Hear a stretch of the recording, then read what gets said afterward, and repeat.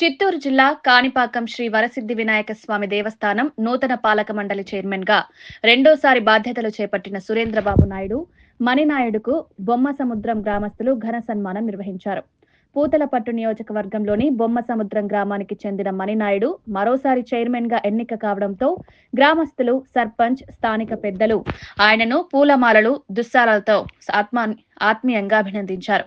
గ్రామ ప్రజల్లో ఆనందభరిత వాతావరణం నెలకొనగా చైర్మన్ గా తన రెండో తనయంలో దేవస్థానం అభివృద్ధి కోసం మరింత కృషి చేస్తారని మణినాయుడు తెలిపారు. ఈ కార్యక్రమంలో రఘు, వెంకటస్వామి, రాజరత్నం, పురుషోత్తం, వెంకటేశులు, బాలచంద్ర, బాబు, వినాయక, పరంధామ, బాలకృష్ణ, ధనంజయరావు, వెంకటస్వామి, గుర్రప్ప, సుబ్రహ్మణ్యం, ఆంజనేయులు తదితర గ్రామ పెద్దలు పాల్గొన్నారు. ఈరోజు ఇంతకుముందు మనన్న కూడా పదవి వచ్చింది, కాణిపాకం ఎంతో డెవలప్మెంట్ చేశాడు. ఆయన పదవి వచ్చిందని మాకు ఎంతో, మా గ్రామస్తులకు ఎంతో ఆనందంగా ఉంది.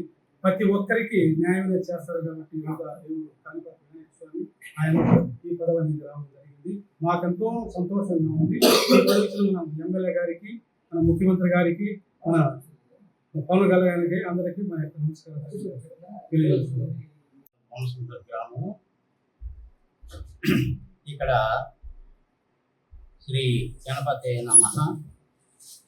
మా ఊరి మణినాయుడు సురేంద్రబాబు నాయుడికి, మణినాయుడు మనమంతా మణి అంటాము, రెండోసారి చైర్మన్గా ఇచ్చినందుకు మాకు చాలా ఆనందంగా ఉంది.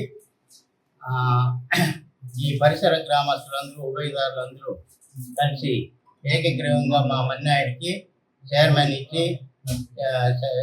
ఇచ్చినటువంటి శ్రీ చంద్రబాబు నాయుడు ముఖ్యమంత్రి గారికి, అలాగే లోకేష్ గారికి, మోడీ గారికి అందరికి కూడా ధన్యవాదాలు తెలియజేస్తున్నాము.